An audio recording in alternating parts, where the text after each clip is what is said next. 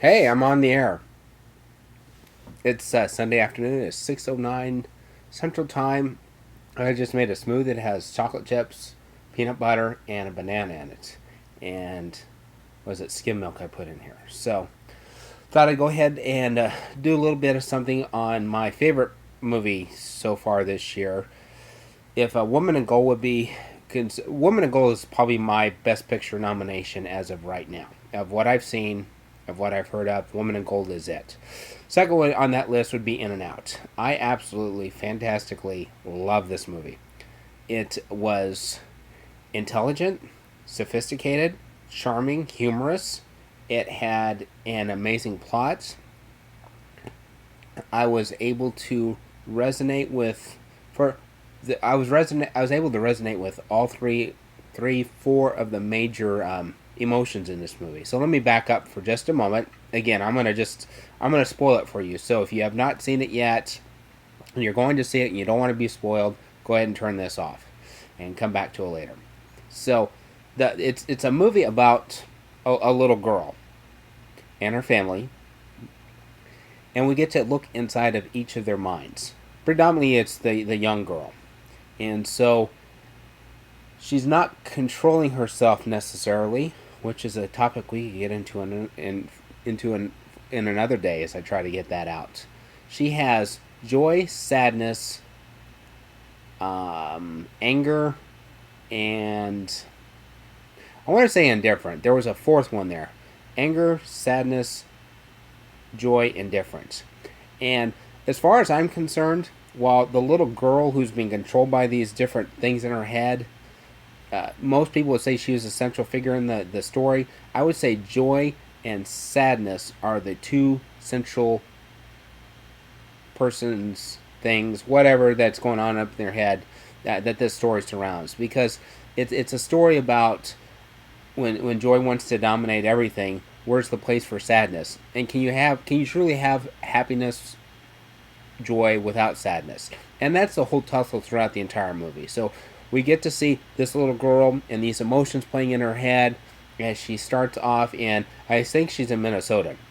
And so her family decides to move to San Francisco because her dad takes a job. And again, this is an animated movie, by the way, if you haven't figured that out yet. So they move to San Francisco, and one of the what happens is, as joy and sadness are tussling inside of her head, if I remember correctly, some things get knocked off.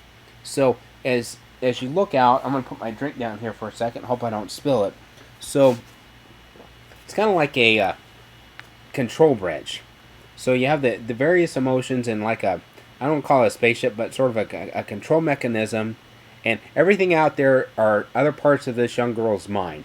So she has her immediate memory, and then as you get darker and darker, I say darker, deeper and deeper, you find out that she has. It's just like all of us. We have various parts of our memory that things that get buried way down deep, and this movie does such a great job of explaining how the mind works.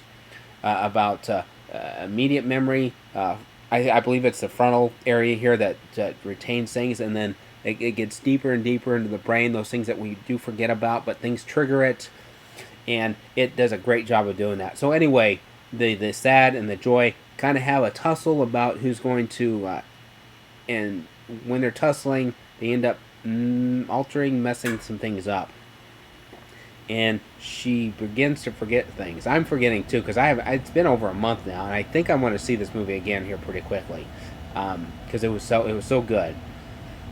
Anyway, they are able to resolve things as the movie goes, and joy and sadness, as I've kind of tried to allude to, go through various parts of this young girl's mind and brain, and so we get to kind of see what the future might hold with her mind.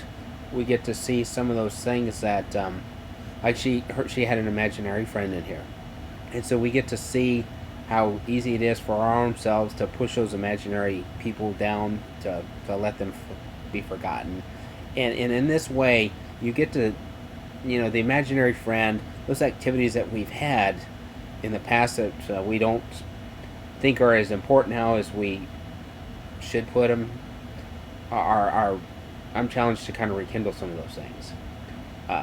childhood memories of activities I used to do, whether that be I used to color on the wall. I did get in trouble for playing on the highway one time, believe it or not. So it's things like that get buried down deep, and as you see sadness and joy go through various stages of her places of her mind to try to make things right, you get exposed to all of this. And the movie itself, if I haven't said it, I'll say it again. I'm mumbling. It was such a great movie. It's a great way to introduce kids on how the brain works. And I think if you're a psychology professor, if you are into family dynamics, family therapy, this would be a great movie to show to, I think, whoever you're counseling, whoever you're sitting in an academic setting with. It is definitely I'd say 5 out of 5 stars.